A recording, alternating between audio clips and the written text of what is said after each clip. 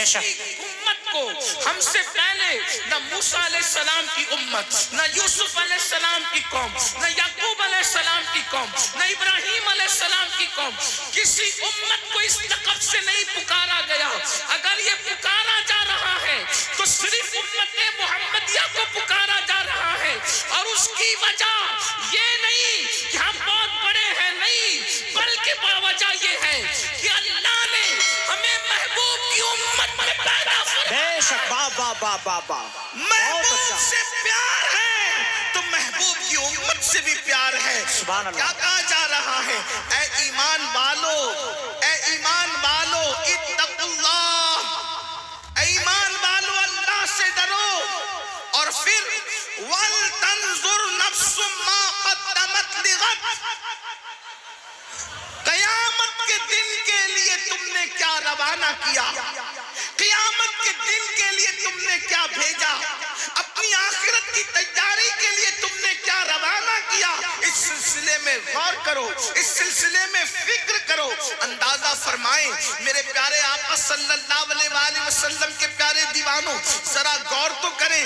اللہ رب العزت ہمیں فکر دے رہا ہے، مولا کریم ہمیں بیدار فرما رہا ہے. اللہ کی مشیت ہمیں غفلت سے نکالنا چاہتی ہے کہ اے ایمان والو، اللہ سے ڈرو اور کل کے لیے یعنی قیامت کے دن کے لیے تم نے تیاری کیا کی ہے. اس سلسلے میں غور کرو، اس سلسلے میں فکر کرو. اور اس کے بعد پھر کہا جا رہا ہے وَاتَّقُوا اللَّهَ، اور اللہ سے ڈرو. إِنَّ اللَّهَ خَبِيرٌ بِمَا تَعْمَلُونَ، کہ بے شک اللہ تمہارے اعمال کی خبر رکھتا ہے.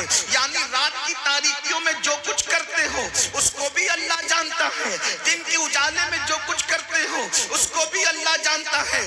غفلت کی زندگی جینے والوں، مکان دکان کاروبار پر اترانے والوں، اللہ اکبر. آئیے، ہماری زندگی کی 6 منزلیں ہیں، ہماری زندگی کی 6 گھاٹیاں ہیں، ہماری زندگی کے سفر کے 6 مراکز ہیں. مثال کے طور پر ہمارا پہلا سفر مٹی سے لے کر خمیر تک کے تھا. ہمارا دوسرا سفر باپ کی پیٹ سے لے کر ماں کے پیٹ تک تھا. ہمارا تیسرا سفر ماں کے پیٹ سے لے کر دنیا میں آنے تک تھا. ہمارا چوتھا سفر دنیا سے لے کے قبر تک ہے، اور 5واں سفر قبر سے لے کے حشر تک ہے، اور 6واں سفر حشر سے لے کر یا تو کوئی خوش نصیب جنت میں جائے گا یا تو کوئی بد نصیب جو ہے وہ جہنم کا ایندھن بنے گا. یہ 6 سفر ہے، یہ 6 گھاٹیاں ہیں. اب دیکھو 6 منزلیں تھی سفر کی، 3 منزلیں تو ختم ہو گئی، 3 منزلیں ہم پار کر چکے. مگر یاد رکھنا، دل کے کانوں سے سننا، اگر آپ یہ توقع مجھ سے لے کر کے آئے ہیں کہ میں آپ کو مفت میں جنت بانٹنے کے لیے بشارتیں دوں گا، تو آپ یہ فکر اپنے دل و دماغ سے نکال دیں. اس کی وجہ یہ ہے کہ میں نے آپ کی خوشی کی کوئی بات نہیں کرنا، میں نے تو مولا کی خوشی کی بات کرنا ہے. اس لیے کہ مجھے بھی اللہ کی رضا چاہیے اور آپ کو بھی چاہیے. یاد رکھیے گا، اللہ اکبر. لیکن جو لوگ سن سکتے ہیں ذرا توجہ سے سنیں. 3 منزلیں ہم طے کر چکے ہیں، مگر تینوں منزلوں میں اعمال کا کوئی عمل دخل نہیں ہے. مٹی سے لے کے خمیر تک لانا اللہ کا کرم ہے، اس میں عمل کا کوئی عمل دخل نہیں ہے. اس کے بعد باپ کی پیٹ سے ماں کے پیٹ تک آنا، اس میں بھی انسان کے عمل کا کوئی دخل نہیں ہے. یہ اللہ رب العزت کی مرضی اور مشیت ہے. اس کے بعد جو ہے اللہ اکبر، ماں کے پیٹ سے دنیا میں آنا، اس میں بھی عمل کا کوئی دخل نہیں ہے. لیکن اب دنیا سے جو قبر بہتر ہوگی، اس میں اللہ نے عمل کو ذریعہ قرار دیا ہے. ایمان کے بعد عمل صالح، قبر اسی کی سنورے گی جس کی اعمال بہتر ہوں گے، حشر اسی کا سنورے گا جس کی اعمال بہتر ہوں گے. جنت میں وہی جائے گا ایمان کے بعد جو اچھا عمل کرے گا. اب آئیے نا، ہماری زندگی کی 3 گھاٹیاں باقی ہے. نمبر 1 قبر، نمبر 2 میدان محشر، اور نمبر 3 یا تو جنت ٹھکانہ ہوگا یا پھر اس کے علاوہ. اللہ اکبر. اندازہ فرمائیں میرے آقا صلی اللہ علیہ وآلہ وسلم کے دیوانوں، اب مجھے بتاؤ دنیا کے اندر ہم کتنی غفلت میں زندگی گزار رہے ہیں. دنیا کے اندر کس قدر غفلت کا شکار ہے. کوئی دکان کر رہا ہے, کوئی مکان کر رہا ہے. دنیا کے اندر اتنے ڈوب گئے, اللہ کا نام لینے کی فرصت نہیں, اللہ کی عبادت کی فرصت نہیں. آئیے میں بہت طویل گفتگو نہیں کروں گا, لیکن ایک بہت اہم بات آپ کے کانوں سے گزارنا چاہتا ہوں. اللہ اکبر, اللہ اکبر. ایک مرتبہ سیدنا عیسیٰ علی نبینا علیہ السلام اپنے حواریوں کے ساتھ یعنی اپنے ساتھیوں کے ساتھ ایک بستی سے تشریف لے جا رہے ہیں. جب آپ بستی سے تشریف لے جا رہے تھے تو آپ نے کیا دیکھا کہ بستی کے لوگ سب کے سب مر کے اوندھے پڑے ہوئے ہیں, اوندھے منہ پڑے ہوئے بستی کے اندر. اللہ کے پیغمبر حضرت سیدنا عیسیٰ علیہ السلام نے پوری بستی کو اوندھے منہ مردہ پڑا ہوا دیکھا تو حضرت عیسیٰ علیہ السلام نے ارشاد فرمایا اپنے حواریوں سے کہ دیکھو اللہ کا عذاب آ گیا اس بستی پر, یہ بستی اللہ کے عذاب کی وجہ سے ہلاک ہو گئی. اللہ نے ان کو مار کر اوندھے منہ ڈال دیا ہے, اللہ ان سے ناراض ہے. اس وقت حواریوں نے پوچھا اے اللہ کے مقدس نبی یہ بتائیں کہ آخر کس جرم کی وجہ سے ان پہ عذاب آیا, عذاب آنے کی وجہ کیا ہے. تو حضرت عیسیٰ علیہ السلام نے پوچھا مولا میرے حواری یہ جاننا چاہتے ہیں کہ ان پر عذاب کیوں آیا, عذاب آنے کی وجہ کیا تھی. تو اس وقت اللہ رب العزت نے وحی فرمائی عیسیٰ جب رات تاریک ہو جائے, جب رات اندھیری ہو جائے تو اس وقت رات کی تاریکی میں آپ آواز دیجئے گا, آپ آواز لگائیے گا, تب آپ کو یہ بتائیں گے کہ کس وجہ سے ان پر عذاب آیا, عذاب آنے کی وجہ کیا ہے. اللہ اکبر. جب رات تاریک ہو گئی تو حضرت سیدنا عیسیٰ علی نبینا علیہ السلام نے ایک آواز لگائی بستی والوں یہ بتاؤ کس وجہ سے تم عذاب میں گرفتار ہو گئے. اب دل کے کانوں سے سننا, ایک بندے کی جو لاشیں اوندھے منہ پڑی ہوئی تھی, اوندھے منہ پڑی ہوئی لاشوں میں سے ایک لاش سے آواز آئی اے اللہ کے پیغمبر عیسیٰ علیہ السلام ہم کو جو عذاب میں گرفتار کیا گیا اس کی دو وجہ تھی. نمبر ایک ہم دنیا کی محبت میں مبتلا تھے, ہم دنیا کی محبت میں گرفتار تھے. آگے کی گفتگو کرنے سے پہلے اب ذرا مجھے بتاؤ یہ جو آپ کے ذہن و دماغ میں خبط ہے کہ ہم کچھ بھی کر لیں ہم پر کوئی عذاب نہیں آئے گا, یہ بات صحیح نہیں ہے. اللہ اکبر. اس کی تفصیل یہ ہے امت محمدیہ ہونے کی وجہ سے اجتماعی عذاب اس قوم پر نہیں آئے گا, یعنی پوری قوم ہلاک نہیں ہوگی, مگر انفرادی عذاب جو جیسا کرے گا ویسا اس کو بھرنا پڑے گا. قرآن کہتا ہے وما اصابکم من مصیبت فبما کسبت ایدیکم, کہ تم پر جو بھی مصیبت آتی ہے وہ تمہارے عمل کی وجہ سے آتی ہے.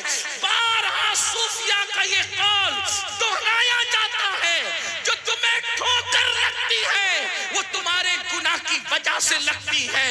اللہ اکبر. جو محفل سے روشنی جاتی ہے وہ بھی ہمارے گناہ کی وجہ سے جاتی ہے, جو ہمارے چراغ بجھتے ہیں وہ بھی ہمارے گناہ کی وجہ سے بجھتے ہیں. اللہ اکبر. آج مجھے بتاؤ کتنے مسلمان ہیں جو سکون کی سانس لے رہے ہیں, ہر جگہ طوفان ہے, ہر جگہ گھر جہنم قدا بنا ہوا ہے. کوئی کہتا ہے مولانا بچی کو رشتے اچھے نہیں آتے, بستر پہ کروٹیں بدل رہے ہیں, بیٹیوں کے لیے تڑپ رہے ہیں, سسکیاں لے رہے ہیں. میں پوچھنا چاہتا ہوں مسلمانوں مجھے بتاؤ بیٹیوں کو اچھے رشتے کیوں نہیں آتے؟ ایسا کہ اللہ نے ان کا جوڑا پیدا نہیں کیا, پیدا کیا ہے. بہنیں ماں اور آپ بھی سن لیں, جو اللہ درخت کے پتوں کو بے جوڑ پیدا نہ کرے, جو اللہ چوٹیوں کو بغیر جوڑے کے پیدا نہ کرے, جو اللہ پھول اور پھلوں کو بے جوڑ پیدا نہ کرے, جو اللہ سر کے بالوں کو بے جوڑ پیدا نہ کرے, جو اللہ ستاروں کی انجمن کو بے جوڑ پیدا نہ کرے, جو اللہ سمندر کے قطروں کو بے جوڑ پیدا نہ کرے, وہ تمہاری بیٹی اور بیٹے کو بے جوڑ کیسے پیدا کرے گا؟ لیکن یہ رشتے کیوں تھمے ہوئے ہیں؟ کہا کسی نے باندھ دیا ہے. میں کہتا ہوں یاد رکھنا رکھنا میٹر کچھ بھی ہو میری نظر تمہاری گفتگو پر نہیں. ہم تو مصطفیٰ جان رحمت کے غلام ہیں. حضور کی بات پر توجہ کریں گے, اللہ کی بات پر توجہ کریں گے. یاد رکھنا کسی نے باندھا ہو نہ باندھا ہو, کسی نے رکاوٹ پیدا کی ہو یا نہ کی ہو, قرآن کہتا ہے وَمَا أَصَابَكُم مِّن مُّصِيبَةٍ فَبِمَا كَسَبَتْ أَيْدِيكُم, کہ تم پر جو بھی مصیبت آتی ہے اللہ اکبر تمہارے کرتوت کی وجہ سے. سیدنا فاروق اعظم فرماتے ہیں جب تم گناہ کرتے ہو تو قبر انور میں رسول اللہ کو رنجیدہ کرتے ہو. جو قوم اپنے نبی کو قبر انور میں اذیت پہنچائے وہ قوم بستر پر سکون کی سانس کیسے لے سکتی ہے؟ تم خدا کے محبوب کو بے قرار کرتے ہو, پھر اللہ تمہیں بے قرار کرتا ہے. بے شک نیند کی گولیاں کھا کر بھی تمہیں چین کی نیند نہیں, اس لیے کہ تم نے گنبد خضرا میں خدا کے محبوب کو بے چین کیا, حضور کو بے قرار کیا. اللہ اکبر, کون سا گناہ نہیں کرتے؟ آج کہتا ہوں میں بستر پر تڑپتا ہوں, کیوں؟ ہمارے کرتوت. غور کرو, اپنے اعمال کا احتساب کرو. آج تو ہر آدمی اپنے آپ کو ولی سے کم سمجھنے کو تیار نہیں جی. اگر اللہ کا انعام ہو تو سمجھتے کہ ہمارے اعمال کی وجہ سے بندے اپنے اعمال کی اوقات اور حیثیت کیا ہے. جس قوم کو وضو اور غسل کا طریقہ یاد نہ ہو اس کی اعمال کی حیثیت کیا ہے جی. یہ تو اللہ کا کرم ہے, یہ تو اللہ کا احسان ہے کہ اس نے تمہارے بھی اور ہمارے بھی عیبوں پہ پردے ڈال رکھے ہیں. بے شک سچی بات تو ایمان لگتی اگر وہ تمہارے اور میرے عیبوں پہ پردے نہ ڈالتا. میں ان اللہ والوں کی بات نہیں کر رہا ہوں, تمہاری اور میری کر رہا ہوں. اگر وہ آپ کے اور میرے عیبوں پہ پردے نہ ڈالتا تو نہ آپ یہاں بیٹھنے کے قابل ہوتے نہ میں یہاں بیٹھنے کے قابل. اس کا کتنا بڑا احسان ہے. تو آج اگر بیٹیوں کو رشتے نہیں آ رہے ہیں, ہم نے حضور کو رنجیدہ کیا, اللہ ہمیں رنجیدہ کر رہا. ہم نے حضور کو اذیت دی اس لیے تڑپ رہے ہو. روزی کے معاملے میں کیوں پریشان ہو, روزی کے معاملے میں کیوں تڑپ رہے ہو, حضور کو اذیت دے رہے ہو. کون سے گناہ جو نہیں کرتے؟ زنا کو تو آج گناہ سمجھا ہی نہیں جاتا, فیشن بنا دیا گیا. زنا کو عشق کا نام دے دیا گیا, زنا کو محبت کا نام دے دیا گیا. لیکن اللہ ان کانوں تک یہ آواز پہنچائے. اگر حدیث میں یہ بات نہ آتی تو شاید میں کہنے کی ہمت نہیں کرتا کہ پوری امت کو جتنا عذاب دیا جائے گا. جی چین سے بیٹھو. پوری امت کو جتنا عذاب دیا جائے گا اس کا نصف عذاب شادی شدہ زانیوں کو دیا جائے گا. اللہ, یعنی پوری امت کو جتنا عذاب اس امت کے برابر آدھا عذاب, یعنی سب کو الگ الگ جو عذاب ہوگا ان سب کا عذاب اگر جمع کیا جائے تو جیسے ایک صرف سمجھانے کے لیے مثال کے طور پہ 100 روپے 10 لوگوں کو دے دیا گیا تو اب 10 لوگوں کے 100 روپے کو جمع کریں تو کتنا ہو گیا؟ 1000. اب 1000 کا نصف اگر کسی کو دیا جائے تو کتنا بڑا ہے؟ اللہ اکبر. بلا تمثیل صرف سمجھانے کے لیے زانیوں کو جو شادی شدہ ہو کر زنا کرتے تھے پوری امت کا نصف عذاب ان شادی شدہ زانیوں کو دیا جائے گا. اللہ. غور کریں, ایک گناہ کی سزا اگر اللہ کسی انسان کے ایک گناہ کی سزا دنیا کے تمام انسانوں پہ ڈال دے تو دنیا کے سارے انسان مل کر بھی ایک انسان کے گناہ کی سزا کو برداشت نہیں کر سکتے. امت کا نصف عذاب جن لوگوں کے وجود پہ ڈالا جائے گا ان کی حالت کیا ہوگی؟ اللہ اکبر. وہ جہنم جس میں پہاڑ بھی پگھل جائیں گے, اس کی آگ کو جس میں پہاڑ پگھل جائیں گے, وہ آگ جہنمیوں کے زنا کے اعضاء پر دہکائی جائے گی. ان کی شرم کی جگہ پہ دہکائی جائے گی. ذرا سوچے تو صحیح, 2-3 منٹ کی لذت, 2-3 منٹ کی لذت, 2-3 منٹ کا عیش, چند لمحوں کی لذت, اللہ اکبر, اور پھر ہمیشہ کی ذلت. اور میری قوم کے جوانوں کو فیشن کے نام پر اسی طرف ڈالا جا رہا ہے, اسی طرف جب ڈھالا جا رہا ہے. کل کا جوان زنا کے نام سے بھی کانپتا تھا. میں جانتا ہوں اپنے بچپنے کی وہ داستانیں کہ نوجوان لوگ کہتے تھے ہم ساری شرارتیں کر سکتے ہیں, لیکن زنا کی طرف جانے کی ہمت نہ ہوئی. یہ ہمارے بچپن تک جوانوں کی باتیں ہم نے سنی تھی, ہر مستی کریں گے, ہر شرارت کریں گے, لیکن بدی کی طرف نہیں جائیں گے. مگر افسوس آج ہم کتنا دکھی دن دیکھ رہے ہیں, کتنے کرب سے گزر رہے ہیں, کتنی اذیت سے گزر رہے ہیں.